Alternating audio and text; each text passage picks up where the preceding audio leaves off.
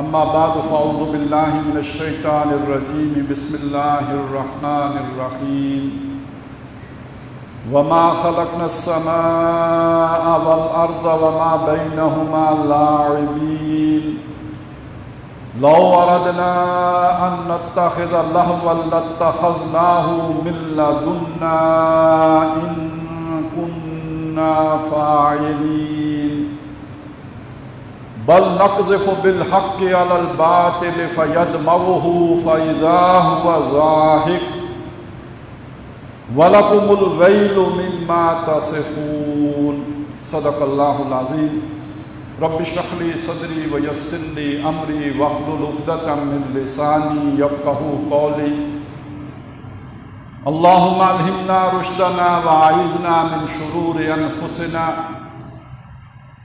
اللهم ارنا الحق حقا وارزقنا اتباعه وارنا الباطل باطلا وارزقنا اجتنابه اللهم وفقنا لما تحب وترضى آمین یا رب العالمین۔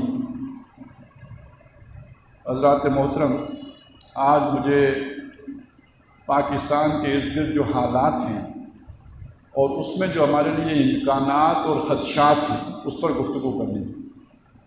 اور ظاہر ارد گرد کے حالات میں جو بہت بڑی تبدیلی آ رہی ہے وہ ہمارے مغرب میں جو ملک واقع ہے افغانستان، وہاں پر ایک بہت بڑی تبدیلی وقوع پذیر ہو رہی ہے اور اس کے لازماً ہم پر اثرات آئیں گے اور اس سے ہم محفوظ نہیں رہ سکتے، اچھے آئیں یا برے آئیں۔ اور وہاں پہ کیا کیا خدشات ہمارے لیے ابھر رہے ہیں اور ہمارے لیے کیا کیا امکانات پیدا ہو رہے ہیں، یہ ہے در حقیقت جو بھی اس مختصر وقت میں اس پہ گفتگو کرنی ہے۔ لیکن اس کے لیے میں نے سورہ انبیاء کی 3 آیات آپ کے سامنے تلاوت کی ہیں، 16 نمبر آیت، 17 اور 18۔ پہلے میں ان کا ترجمہ آپ کے سامنے پیش کر دیتا ہوں۔ فرمایا وما خلقنا السماء والارض، ہم نے آسمان اور زمین کو نہیں بنایا، وما بینہما، اور جو کچھ ان کے مابین ہے، جو بھی مخلوقات ہیں ہم نے نہیں بنائی، لاعبین، کھیل تماشے کے لیے، یعنی یہ ایک بامقصد تخلیق ہے۔ مکھی بھی بے مقصد پیدا نہیں کی ہے، گھاس کا تنکا بھی بے مقصد نہیں بنایا، تو انسانوں کو بے مقصد بنایا ہوگا۔ جو سب سے اعلیٰ تخلیق ہے، اشرف المخلوقات، وہ بے مقصد ہے۔ اور یہ جو تاریخ کا سفر چل رہا ہے، آدم علیہ السلام سے لے کر آج ہم یہاں تک پہنچ گئے ہیں، یہ میرا جسم میری مرضی کے لیے چل رہا ہے کہ انسان جس کمال تک پہنچے وہ یہ ہو کہ میرا جسم میری مرضی، یا میرا مال میری مرضی، یا میرا ملک میری مرضی۔ اگر ایسا ہی ہے تو پھر یہ ساری تخلیق بے مقصد ہے، پھر جھوٹ ہے کہ جو پھیل رہا ہے اور سچ ہے جو دب رہا ہے، پھر باطل ہر طرف تگنی کا ناچ نچا رہا ہے اور سچ اور حق منہ چھپاتا پھر جو ہے وہ چھپ رہا ہے۔ تو ایسا نہیں ہے، ہم نے یہ کھیل نہیں کھیلا ہے۔ لو اردنا ان نتخذ لہوا، اگر ہم ارادہ کرتے کھیلنے کا، یعنی یہ محال بات ہے، اللہ تعالیٰ کوئی کام بے مقصد نہیں کرتا، لیکن بالفرض محال ہم اگر ایسا کرتے لَاتَّخَذْنَاهُ مِن لَّدُنَّا، ہم اپنے پاس کر لیتے۔ یہ اتنا بڑا جو ہے وہ سٹیج سجانے کی ضرورت ہمیں نہیں تھی۔ ان کننا فاعلین، اگر ہمیں کرنا ہوتا۔ اس دوسری آیت میں پہلے آیت پر تاکید کی گئی ہے کہ ہم کھیلنے والے نہیں ہیں، ہم نے یہ کھیل تماشا نہیں بنایا ہے، یہ ایک بامقصد تخلیق ہے۔ اب اگر یہ بامقصد تخلیق ہے تو ہم دیکھتے ہیں دنیا میں حق بھی ہیں اور باطل بھی ہیں، اور بسا اوقات یہ نظر آتا ہے کہ باطل غالب ہوتا ہے اور حق جو ہے وہ دبا ہوا ہوتا ہے۔ اس کی قرآن مجید نے بڑی پیاری پیاری مثالیں دی ہیں کہ تم دیکھتے ہو جب سیلاب آتا ہے تو پانی دب جاتا ہے، جھاگ ہر طرف جو ہے اوپر موجزن ہو جاتی ہے۔ اصل شے تو پانی ہے، جھاگ بیکار چیز ہے، لیکن جھاگ آپ کو نظر آ رہی ہوگی، پانی نظر نہیں آئے گا۔ لیکن آپ سوچیں پانی نہ ہوتا تو جھاگ کا وجود ہو سکتا تھا؟ نہیں۔ پانی کے بغیر تو جھاگ کا وجود نہیں ہو سکتا۔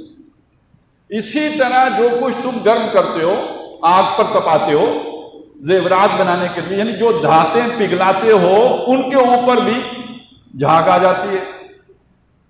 فرمایا اس طرح اللہ حق اور باطل کی مثال بیان کرتا ہے، یعنی بعض اوقات آپ کو حق دبا ہوا اور باطل چھایا ہوا نظر آئے گا، اور جب ایسا انسانوں کے معاملے میں ہوتا ہے، جب آپ دیکھتے ہیں کہ فرعون چھایا ہوا ہے، جب آپ کو نظر آتا ہے کہ ابو جہل چھایا ہوا ہے، جب آپ کو نظر آتا ہے کہ تہذیب مغرب کا غلغلہ ہے، تو آپ پھر اس میں گھبرا جاتے ہیں کہ اب باطل ہی کا غلبہ رہے گا، حق کبھی واپس نہیں آئے گا۔ یہ غلط فہمی ہے، یہ مغالطہ ہے، یہ دھوکہ ہے جو شیطان انسان کو دیتا ہے اور انسان یہ دھوکہ کھا لیتا ہے۔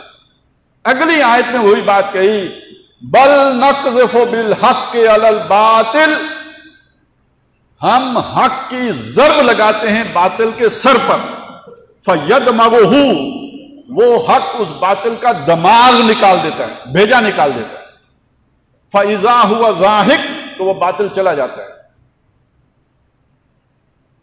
وَلَكُمُ الْوَيْلُ مِمَّا تَصِفُونَ، اور تمہارے لیے ہلاکت ہے اور بربادی ہے جو تم وصف بیان کر رہے ہو۔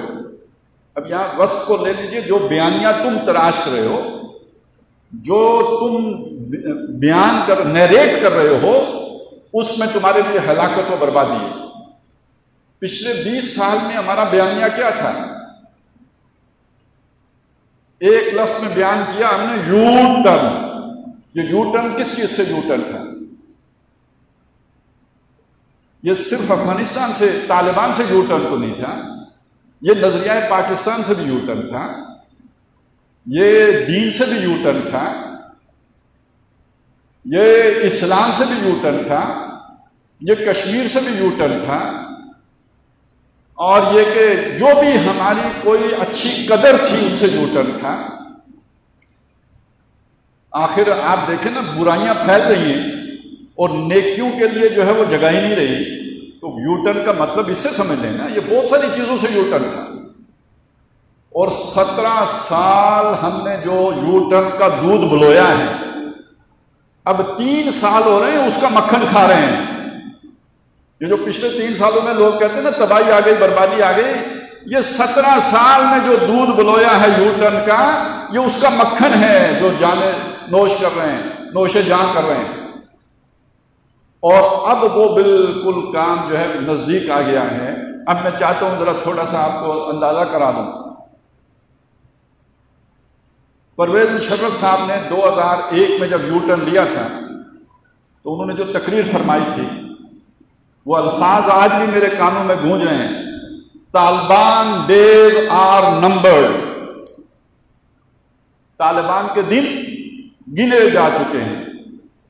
آج ان کے اپنے دن گنے جا چکے ہیں، اور طالبان تو ایک نئے جوش، نئے خروش سے واپس آ رہے ہیں، اور کس شعر کی آمد ہے کہ رن کانپ رہا ہے، یہ کیفیت ہو رہی ہے، اور ہماری بھی کھلبلی مچی ہوئی ہے، تو وہ تو واپس آ رہے ہیں۔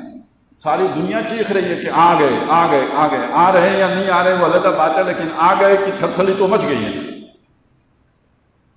اب میں آپ کے سامنے یہ بات رکھنا چاہتا ہوں، سمجھانا چاہتا ہوں کہ یہ اللہ نے جو عالم بنایا ہے نا، یہ بے مقصد نہیں بنایا۔ تو کچھ دن ہوتے ہیں کہ جو باطل کے غلبے کے دن ہوتے ہیں، تو اس دوران ہوا اور طرح کی چل رہی ہوتی ہے۔ ان دنوں میں جھوٹے لوگوں کے لیے اللہ کی طرف سے بھی فیسیلیٹیشن ہوتی ہے، اور سچ کہنے والوں کو تکلیفیں پہنچتی ہیں۔ یہ کوئی نئی بات نہیں ہے، یہ مصر میں بنی اسرائیل کے بچے ذبح نہیں ہو رہے ہوتے تھے، یذبحون ابناءهم ویستحیون نساءهم وفی ذلکم بلاء من ربکم عظیم۔ یہ ہو رہا تھا نا مصر میں۔ مکے میں ابو جہل جیسے لوگ مسلمانوں پر ظلم و ستم کے پہاڑ نہیں توڑ رہے تھے۔ یہ حضرت بلال کے ساتھ کیا ہو رہا تھا، یہ حضرت خباب بن الارت کے ساتھ کیا ہو رہا تھا۔ تکلیفیں پہنچ رہی ہیں، اور اس میں جو فرمایا نا وفی ذالکم بلاء من ربکم عظیم، اس میں تمہارے رب کی طرف سے بہت بڑی آزمائش تھی۔ اس کے 2 معنی ہیں، یہ بڑی تکلیف تھی، بلا تھی یہ. اور ایک معنی یہ ہے اس سے اللہ تمہیں پکا رہا تھا، یہ اس کا احسان تھا تمہارے اوپر کہ اس نے تم لوگوں کو سرد گرم چشیدہ کر دیا. تو خاک میں مل اور آگ میں جل، جب خشت بنے تب کام چلے. ان خام دلوں کے عنصر پر بنیاد نہ رکھ، تعمیر نہ کر. اور تم بھی یہ باد مخالف سے نہ گھبرائے وہ کام، یہ تو چلتی ہے تجھے اونچا اڑانے کے لیے. تو یہ مشکلات اللہ تعالیٰ نے تمہیں اونچا اڑانے کے لیے بھیجی تھی. اور جب تم نے ثابت کر دیا، تم ڈٹے رہے، تم جمے رہے. ان الذین قالوا ربنا اللہ، بے شک وہ لوگ جنہوں نے کہا ہمارا رب اللہ ہے، ثم استقاموا، پھر تکلیفوں کے باوجود، مصائب کے باوجود، جبر و تشدد کے باوجود اس پر ڈٹ گئے، اس پر جم گئے، یوں ٹرن نہیں لیا.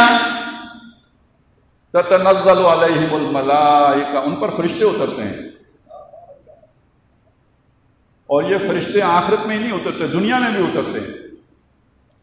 اور جب وہ وقت آتا ہے تو پھر ابو جہل جیسے کڑیل 2 چھوٹے بچوں کے ہاتھوں مارے جاتے ہیں.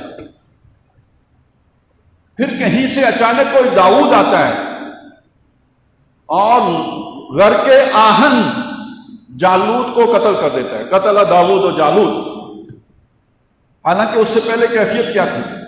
قالوا لا طاقت لنا اليوم على جالوت والجنودہ، ہمارے پاس تو کوئی طاقت نہیں ہے جالوت اور اس کے لشکروں کے مقابلے میں. لیکن جب اللہ کی مدد آئی ہے اور وہ ڈٹ گئے، انہوں نے کہا ربنا افرغ علینا صبرا وثبت اقدامنا وانصرنا علی القوم الکافرین فہزموہم باذن اللہ. انہوں نے اللہ کے اذن سے، اللہ کے حکم سے ان کو شکست دے دی. وقتل داؤد و جالوت، حضرت داؤد اس لشکر میں تھے ہی نہیں. جب آپ گنتی گنتے ہیں تو اس میں حضرت داؤد نہیں ہیں، اچانک آئے ہیں، باہر سے آئے ہیں. اور انہوں نے آ کے اپنا اس وقت کا جو میزائل تھا وہ چلایا ہے اور اس کا بھیجا نکال کے باہر رکھا. فَيَدْمَغُهُ، واقعتاً ایسا ہوا ہے. یہ کچھ ہم نے سب پڑھا قرآن میں، پرانے واقع ہیں. ہمارے دانشور ہمیں بتا رہے تھے کہ یہ ہو گیا، اب نہیں ہونا. اب دنیا بدل گئی ہے. اب جس کے پاس وسائل ہیں، جس کے پاس ٹیکنالوجی ہے، جس کے پاس طاقت ہے، جو پاورفل ہے، جس کی معیشت مضبوط ہے، دنیا اس کی ہے. تم جوتیاں چٹکا سکتے ہو، تم مارے کھا سکتے ہو، لیکن یہ کہ تمہیں کامیابی حاصل نہیں ہو، مدد نہیں آ سکتی. آج ان کو بات کرنے کا یارہ نہیں. اللہ تعالیٰ فرماتے ہیں تلک الایام نداولها بین الناس، یہ دن ہیں جنہیں ہم لوگوں کے درمیان الٹ پلٹ کرتے رہتے ہیں. آج تیری تو کل میری، یہ باریاں مقرر ہیں، کبھی کسی کی ہوتی ہے، کبھی کسی کی ہوتی ہے. اس ساری جو ابھی تک میں نے بات آپ کے سامنے رکھی ہے، اس کو اگر میں ایک جملے میں بیان کروں تو وہ یہ ہے کہ جیسے رات کے بعد دن آتا ہے، اسی طرح سمجھ لیجئے کہ باطل کے دور کے بعد حق کا دور آتا ہے. یہ تاریخ انسانی کا سبق ہے.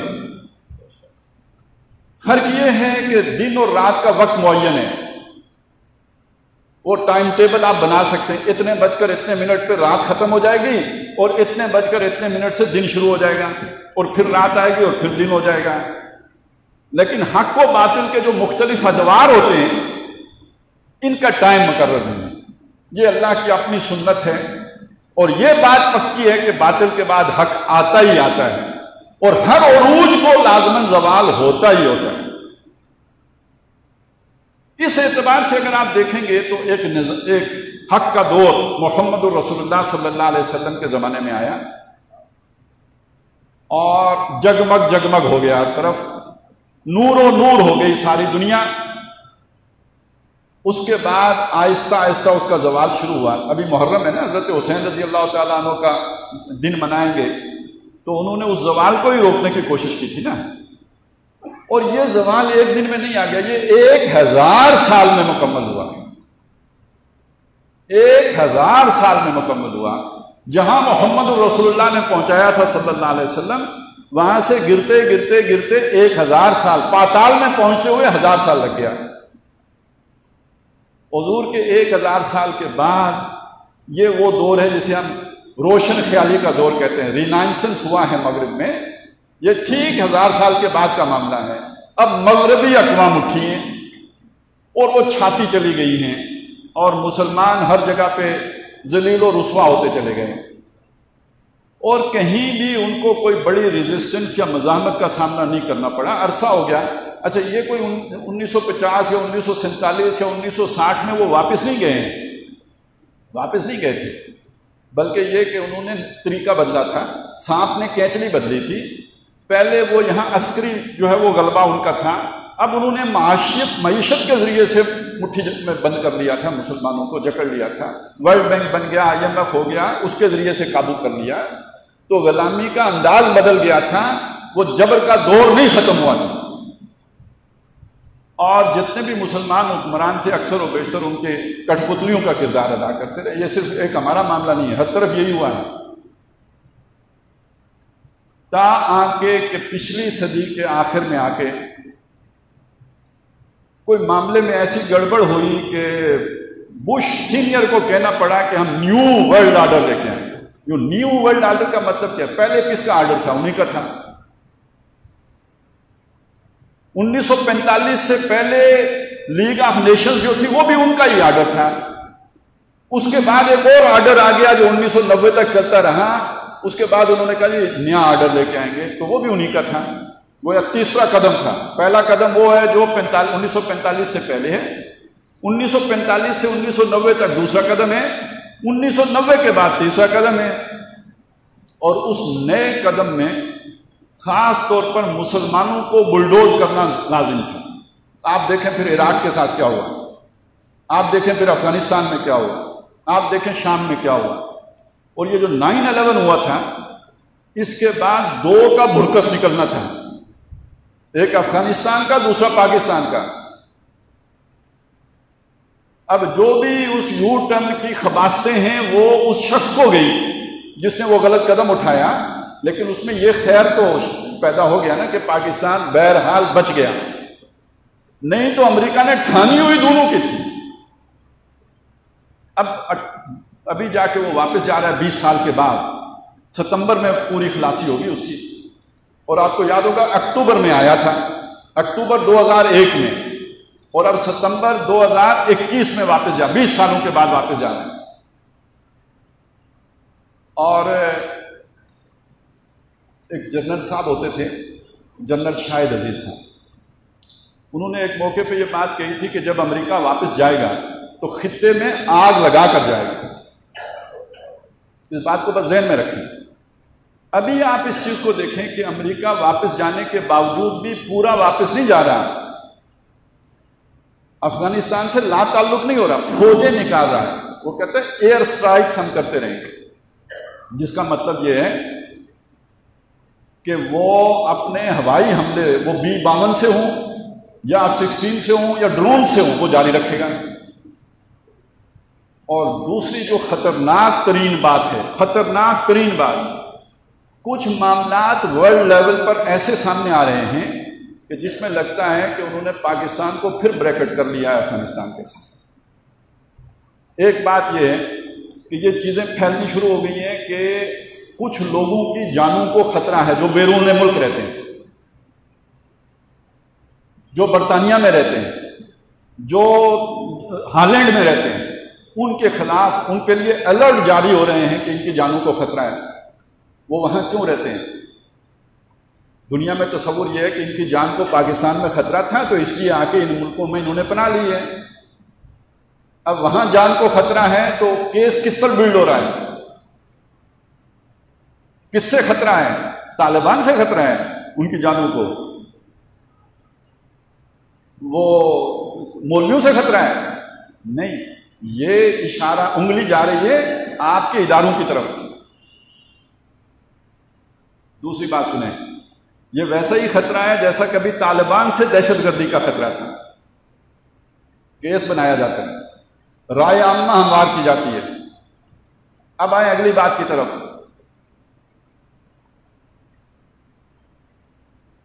ہماری تمام تر کوششوں کے باوجود، ہماری دست بستہ گزارشوں کے باوجود کہ ہم تیار ہیں جناب خدمت سر انجام دینے کے لیے، یا خدمات سر انجام دیں، خدمت سے ذرا ہمیں تھوڑا چھمبا ہوتا ہے، چلیں خدمات سروسز پرووائڈ کرنے کے لیے تیار ہیں، لیکن ادھر مستقل نو لفٹ کا بورڈ آویزاں ہے۔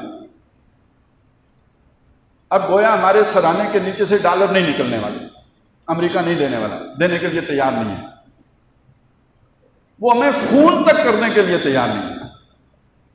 یہ بھی ایک اشارہ ہے کہ یار وہ آپ کیوں اتنے ناراض ہیں، اتنے کیوں خفا ہیں، اتنا کیوں ہم سے آپ کو الرجی ہو گئی ہے الرجی، تو کچھ تو وجہ ہے نا، کچھ آپ کے ارادے بدلے ہوئے ہیں۔ اب تیسری بات آپ کے سامنے رکھوں، اور یہ بات بھی یعنی سرکاری اداروں کی طرف سے، امریکی اداروں کی طرف سے آ رہی ہے کہ یہ جو طالبان افغانستان میں علاقوں کے علاقے فتح کرتے جا رہے ہیں، ان کو مدد پاکستان کی ہے، ان کے محفوظ ٹھکانے پاکستان کے اندر ہیں۔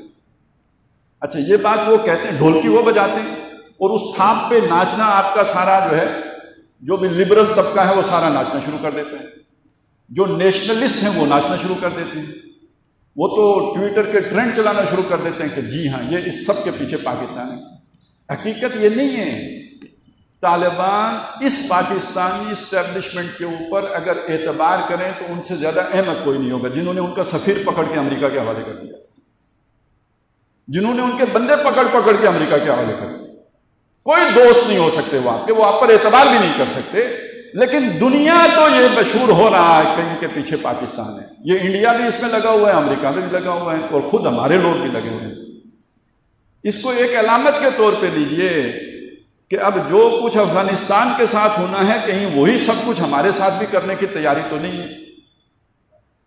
اور اس کو ایک دوسری طرح سے دیکھ لیں کہ جن طاقتوں کو عراق کی فوج برداشت نہیں ہوئی، جن طاقتوں کو شام جیسی طاقت، یعنی ان کی کیا طاقت تھی، وہ برداشت نہیں ہوئی، وہ آپ کی ایٹمی طاقت کیسے گوارا کر لیں گے؟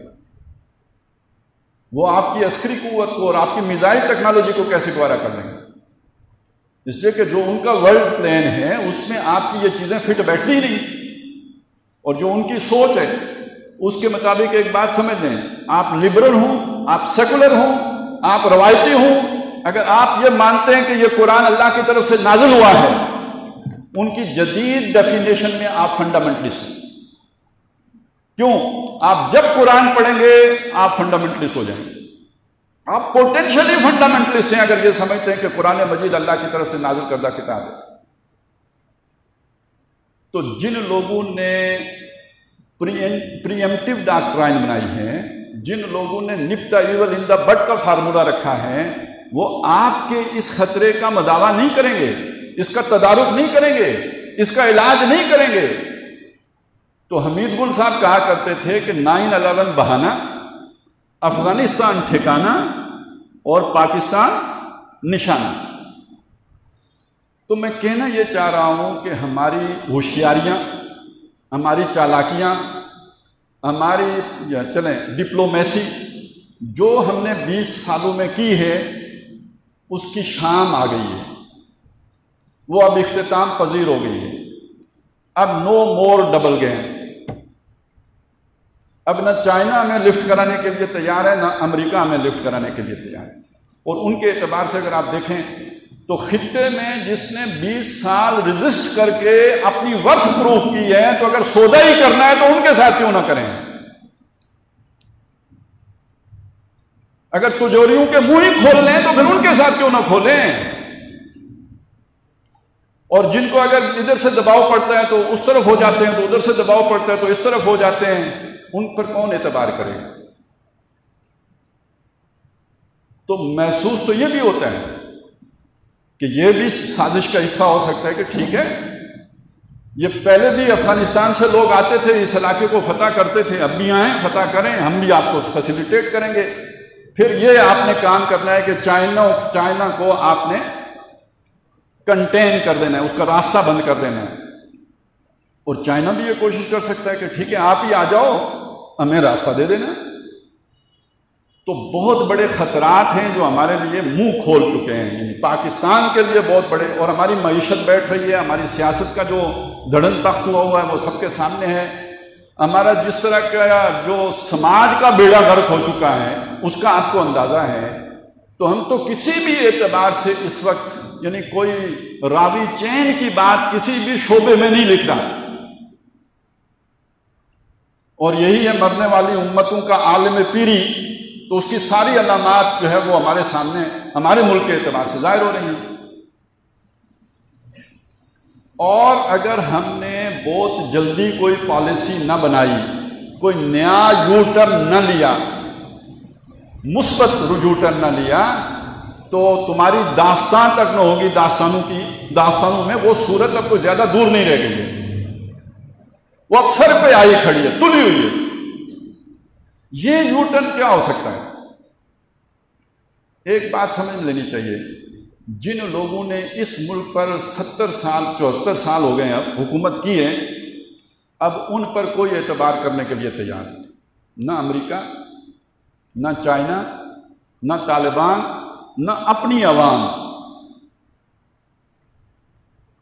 اب تو جس مقصد کے لیے یہ ملک بنا تھا اس مقصد کی طرف مراجعت ہوگی تو پھر جب جا کے بات بنے گی۔ اب تبدیلی صرف یہ نہیں ہے کہ شکلیں تبدیل ہوں، اب جڑ سے تبدیلی آئے گی تو آپ کی کریڈیبلٹی بنے گی، آپ کی کوئی ساکھ بنے گی، آپ کا کوئی اعتبار کیا جا سکے گا۔ ہم کسی کا انتظار کرنے سے پہلے جس مقصد کے لیے ملک بنایا تھا، جو نظریہ پاکستان ہے، پاکستان کا مطلب کیا، لا الہ الا اللہ، اس کی طرف پیش قدمی کریں، اور یہ پیش قدمی دھوکے والی پیش قدمی نہ ہو کہ جیسے ہم نے جمہوریت کے نام پہ دھوکہ دیا ایسے ہی اسلام کے نام پر اگلے 20 سال سوچیں گے دھوکہ دے لیں گے، نہیں، یہ اب نہیں چلے گا۔ یہ سچا اسلام ہو، اور اس اسلام میں ہاتھ کاٹنے، سزائیں دینے، کوڑے مارنے سے زیادہ ویلفیئر کا، سوشل جسٹس کا، عدل کا، مساوات کا پلڑا بھاری ہو۔ ٹھیک ہے، اگر کسی شہری نے پتھر باندھا ہے پیٹ کے اوپر، تو اگر حکمران 2 پتھر نہیں باندھتا تو 1 تو اس نے بھی باندھا ہو، یا چلے شہریوں نے 1 کلو پتھر باندھا ہو تو آدھا کلو تو حکمران نے بھی باندھا ہو۔ ادھر ٹیکسوں کا بوجھ آپ یوں ہی لا دیں گے کہ غریب آدمی اپنے بچے کو کھانا کھلانے کی بھی قدرت نہ رکھتا ہو، اور ادھر آپ کروڑوں اربوں کی گاڑیوں پہ فراٹے بھرتے پھریں گے، تو یہ نظام اب نہیں چل سکتا۔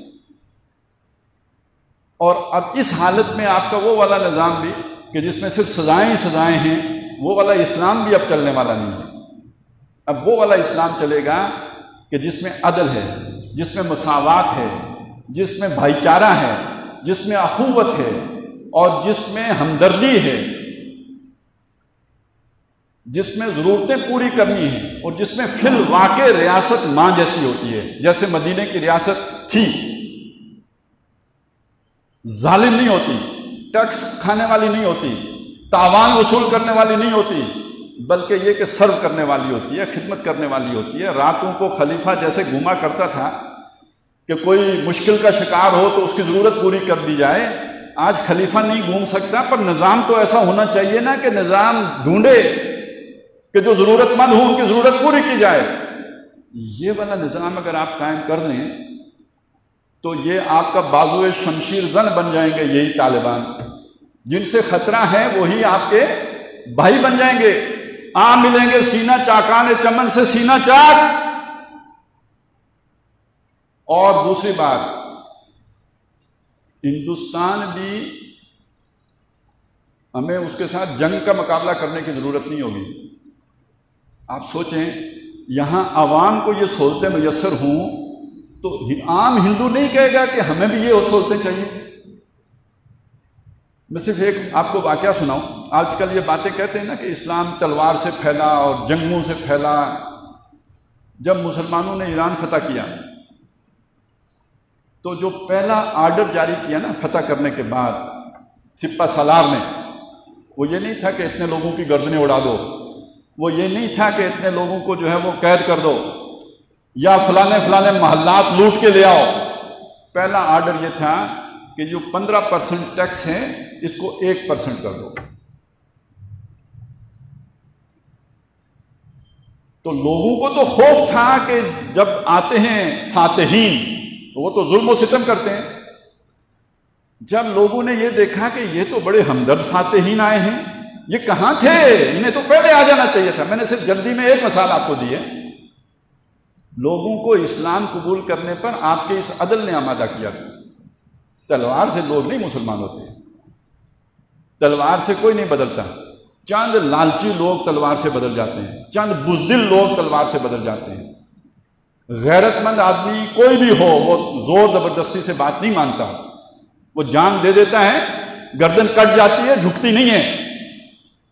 یہ جو عظیم ترین لوگ اسلام میں آئے ہیں وہ اسلام کے در حقیقت اس عدل کی وجہ سے اور مساوات کی وجہ سے آئے ہیں. آپ یہ نظام آج کی دنیا میں قائم کر دیجئے، آپ کو دنیا سے جنگیں لڑنے کی ضرورت ہی نہیں ہے. پہلی بات یہ ہے کہ ہمارا ملک، ہماری عوام، ہماری قوم یہ کوئی نکھٹو قوم نہیں ہے. اللہ نے بڑی صلاحیتوں سے نوازا ہے، بڑی طاقتیں ہیں، جو استعداد ہے، پوٹینشل ہے جو اللہ نے دیا ہے. بس یہ ہے کہ ہمارے کھیت کو ہمیشہ سے باڑھ کھاتی رہی ہے. یہ باڑھ ہٹا دو، اس کھیت کے اندر بڑی گندم ہے، باڑھ کھا جاتی ہے. اور یہ باڑھ جو ہے یہ مقامی نہیں ہے، غذا مقامی لیتی ہے، لیکن اس باڑھ کی تنصیب کوئی اور کرتا ہے جس کو یہ سرو کرتی رہتی ہے. نام بدل جاتے ہیں لیکن یہ کہ بات وہی، پہلے وائسرائے گورا آتا تھا، اب لوکل آ جاتا ہے. یہ باڑھ بدل جائے تو اس قوم کے اندر بڑا پوٹینشل ہے. پھر اللہ تعالیٰ نے ہمیں چلیں 12 نہ صحیح 4 تو دیے ہیں نا موسم، تو ویسے کوئی 12 والی بات بھی اتنی غلط نہیں ہے. خیر، تو اللہ نے دریا دیے، موسم دیے، سونا اگلتی زمینیں دی ہیں. اسٹریٹجیکلی ایسی جگہ پہ بنایا ہے کہ کوئی ہمیں وہ سینکشن لگا کے پابند نہیں کر سکتا. ایک خود مکتفی سیلف سفیشینٹ ملک ہے، محنتی قوم ہے. اگر اس کو کوئی نیشنل ایجنڈا مل جائے، کوئی قومی جو ہمارا ایک وقار کی بات ہو جائے تو پھر قوم میں جذبہ بھی پیدا ہو سکتا ہے. یہ وہی قوم ہے نا جس نے پیپر پنوں کی جگہ پہ کانٹے استعمال کیے تھے. پھر بھی ہو سکتا ہے، یہ عیاشیاں نہ ہوں گی نا، یہ بیوروکریسی کی یہ ساری جو تعیشات ہیں یہ نہیں صحیح نا. اگر باہر سے امداد نہیں آئے گی تو یہی کچھ ختم ہوگا. پیٹ کی ضرورت تو ہمارے اپنے ملک سے پوری ہو جائے گی.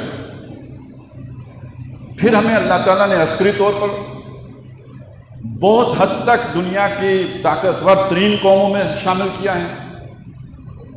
اور ایک تو معجزانہ طور پر ہو گیا ہمارا جو بھی میزائل پروگرام ہے، جو ہماری ایٹمی طاقت ہے. تو اب اگر ہم یو ٹرن لے کے اس اسلام کی طرف نہ آئے، اگلے 4-5 سالوں میں یہ ساری ہمارے ہاتھ پاؤں کاٹ دیے جائیں گے، کچھ باقی نہیں چھوڑا جائے گا. نہ یہ ایٹم بچے گا، نہ یہ عسکری طاقت بچے گی، نہ یہ جو ہے وہ آپ کے میزائل ٹیکنالوجی بچے گی، نہ ملک کا یہ جغرافیہ باقی چھوڑا جائے گا. گریٹر پختونستان بن جائے گا، گریٹر بلوچستان بن جائے گا، اور کیا معلوم گریٹر پنجاب بھی بن جائے گا. پروگرام میں شامل ہے. آخر رنجیت سنگھ کو اتنی توجہ دینے کی ضرورت کیا ہے؟ اس کا مجسمہ لا کے لاہور جو ہے وہ رکھنے کی ضرورت کیوں پیش آ گئی شاہی قلعے میں؟ تو یہ سارا پروگرام ہے ان کا، اور اللہ تبارک و تعالیٰ کا اپنا ایک پروگرام ہے. اب میں یہاں پہ ایک اور بات آپ کے سامنے عرض کر دوں. ہمارے ہاں یہ بات ہمیشہ متنازع رہی ہے کہ پاکستان بننے کے پیچھے اصل مقصد کیا تھا اور کس نے بنایا. آپ کو کچھ لوگ مل جائیں گے جو کہیں گے انگریز نے بنایا، انگریز کی ضرورت تھی، انگریز ہندوستان کو کاٹنا چاہتا تھا، وہ ان کو لڑا کے رکھنا چاہتا تھا، وغیرہ وغیرہ، تاکہ ہمارا اسلحہ بکتا رہے، انگریز نے بنایا. آپ کو وہ لوگ بھی مل جائیں گے جو کہیں گے کہ جاگیرداروں نوابوں نے بنایا، اس لیے کہ متحدہ ہندوستان میں تو جاگیرداری ختم کر دی نہیں تھی کانگریس نے، تو ان کو چاہیے تھا الگ ملک جہاں ان کی جاگیریں انٹیکٹ رہیں. اچھا، جو لوگ کہتے ہیں قوم نے بنایا وہ بھی پھر آگے تقسیم ہو جاتے ہیں، وہ کہتے ہیں یہ معاشی ضرورت کے لیے بنایا تھا کہ ہندو ہمارا استحصال کرے گا، ہندو کے ہوتے ہوئے ہم دنیا میں ترقی نہیں کر سکیں گے، ہمیں کھانے پینے کو نہیں ملے گا، ہماری معیشت جو ہے وہ آگے نہیں بڑھے گی، تو ہمارے اپنے کارخانے ہوں، ہماری اپنی ملیں ہوں، ہمارے اپنے کاروبار ہوں، ہم آزادی کے ساتھ اپنے پیٹ پوجا کر سکیں، اس لیے بنایا تھا۔ اور پھر کچھ لوگ پہلے تو ذرا زوردار آواز میں کہتے تھے اسلام کے نام پر بنا، لیکن یہ یو ٹرن کے بعد یہ آواز بھی دب گئی، یہ اب اذان اونچی آواز میں کہنا بھی مشکل ہو گیا۔ میں یہ بات عرض کرتا ہوں کہ انگریزوں نے بنایا یا نوابوں نے بنایا یا کس مقصد کے لیے بنایا، یہ تو لوگوں کے مقاصد تھے۔ کوئی اللہ کا اذن بھی ہوتا ہے یا نہیں؟ کوئی اللہ کی حکمت بھی ہوتی ہے یا نہیں؟ بھائیوں نے حضرت یوسف علیہ السلام کو کنویں میں کیوں پھینکا تھا؟ کہ والد صاحب کا چہرہ ہماری طرف ہی ہو جائے، یہ بیچ سے ہڈی نکل جائے۔ وہ قافلے والے حضرت یوسف کو اٹھا کر مصر کیوں لے کے گئے تھے؟ کہ پیسے کھڑے کریں گے۔ عزیز مصر نے کیوں خریدا تھا؟ اس لیے خریدا تھا کہ یہ ہمیں نفع دے گا۔ ان میں سے کسی ایک نے بھی اللہ کا حکم سمجھ کے کام کیا تھا؟ نہیں۔ پیچھے منصوبہ کس کا تھا؟ منصوبہ اللہ کا تھا۔ پہلے سے طے تھا کہ یوسف مصر جائے گا، اور جب اللہ نے طے کر دیا یوسف مصر جائے گا تو بھائی جا کے پھینک آئے، قافلے والے اٹھا کے لے گئے، عزیز مصر نے خرید کے محل میں پہنچا دیا۔ تو بھائی انگریزوں نے کیوں بنایا؟ ان کا مقصد۔ نوابوں نے کیوں بنایا؟ ان کا مقصد۔ مسلمانوں نے کیوں بنایا؟ ان کا مقصد۔ کوئی اللہ کا مقصد بھی تو ہو سکتا ہے۔ تو اگر باطل کے بعد حق نے آنا ہے تو حق کو لانے کے لیے آخر کوئی سرزمین ہوگی جہاں سے حق کا آغاز ہوگا نا۔ تو ہمارا ماننا یہ ہے، ہمارے ایمان کا تقاضا یہ ہے، ہمیں امید اس بات سے ہے کہ اللہ تعالیٰ نے یہ ملک اپنے مقصد کے لیے بنایا تھا، اور جب اللہ تعالیٰ اپنا مقصد پورا کرنے پہ آ جائے، اب بات آپ کو بری لگے گی، اچھی نہیں لگے گی، لیکن بات سمجھ میں اس کے بغیر نہیں آئے گی، تو اصحاب کہف کی حفاظت کے لیے کسی کتے کو کھڑا کر دیتا ہے۔ کتا بے شک ہڈی کے چکر میں اصحاب کہف کے ساتھ آیا ہو، لیکن یہ کہ اللہ اپنا مقصد اس کا پورا کرے۔ اب کس نے کیوں، اس کی نیت کیا تھی، ہمیں اس سے غرض نہیں۔ آج ہم بیٹھ کے یہ دیکھتے ہیں کہ اللہ نے کیوں بنایا تھا۔ اللہ نے آپ کو ایٹم بم اس لیے دیا تھا کہ ضائع ہو جائے؟ اللہ نے آپ کو یہ ساری طاقتیں اس لیے دی تھیں کہ یہ خوب کھاتے چلے جائیں؟ اللہ تعالیٰ نے یہاں جو اتنے بڑے بڑے رجال دین اٹھائے، بڑی بڑی شخصیات اٹھائیں، ہزاروں سال نرگس اپنی بے نوری پہ روتی ہے، بڑی مشکل سے ہوتا ہے چمن میں دیدہ ور پیدا، اقبال جیسی شخصیتیں پیدا ہوئیں، قائد اعظم جیسے رہنما آئے، مولانا مودودی جیسے مصنف آئے، مولانا الیاس جیسے مبلغ آئے، یہاں پہ تحریک شہیدین اٹھی۔ یہ سب فضول، یہ سب بیکار، یہ سب نوابوں کے لیے، یہ سب انگریزوں کے لیے۔ اللہ تعالیٰ اپنے لوگوں کی محنت کو ضائع نہیں کرتا۔ ہاں، دنیا داروں کی محنت ضائع ہوتی ہے، دینداروں کی محنت ضائع نہیں ہوتی، اور انہیں پتہ ہے، اسی لیے وہ اپنے اموال جا کے سوئٹزرلینڈ میں جمع کرتے ہیں، پاناما میں جمع کرتے ہیں، امریکہ میں جمع کرتے ہیں، برطانیہ میں جمع کرتے ہیں، پاکستان میں نہیں رکھتے۔ آج افغانستان کا وزیر دفاع کہاں ہے؟ افغانستان کا وزیر دفاع کہاں ہے؟ امریکہ میں پناہ لے چکا ہے۔ وزیر داخلہ کہاں ہے؟ وہ پہلے ہی امریکہ جا چکا، تشریف لے جا چکا ہے۔ تو سوچ لیجئے، سمجھ لیجئے، جب اللہ تعالیٰ جو ہے نا ساری مخلوق کے دل اس کی 2 انگلیوں کے درمیان ہیں، وہ جدھر چائے پھیر دے، اور جب دن پھرتے ہیں تو پھر لوگ بدلتے ہیں۔ تلک الایام نداولھا بین الناس، یہ تبدیلیاں آتی رہتی ہیں دنیا میں، آج تیری باری ہے کل میری باری ہوگی، آج حق مغلوب ہے کل حق غالب ہوگا۔ تو ہمارے خطے سے اس کا آغاز ہو رہا ہے، ابھی کچھ اور پریشانیاں آئیں گی۔ ابھی کچھ اور دشواریاں آئیں گی، ابھی کچھ اور آزمائشیں آئیں گی، کیونکہ وہ تو 20 سال ہو گئے قربانیاں دیتے ہوئے، ہم تو ڈالر کھاتے رہے نا۔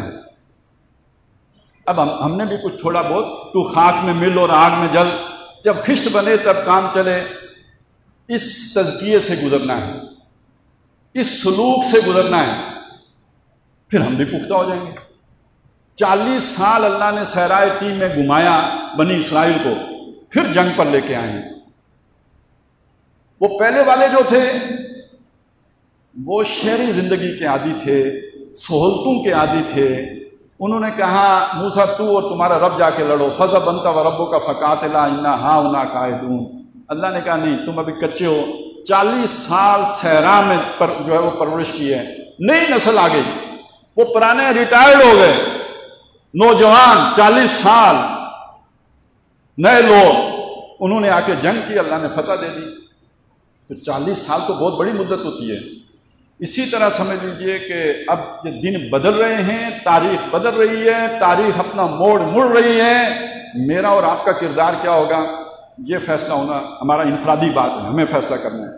اور قومی سطح پر کاشت اور دعا کریں، اور راتوں کو کھڑے ہو کے دعا کریں، اور کوشش کریں لوگوں کے کانوں میں بات ڈالیں کہ ہمارے پالیسی ساز اس بات کو سمجھ لیں کہ اب ہماری بچت، اب ہمارا جینا ممکن اگر ہے تو صرف اسلام کے ساتھ ہے، وگرنہ ہمارے ملک کو اب باقی بھی نہیں رکھا جائے گا۔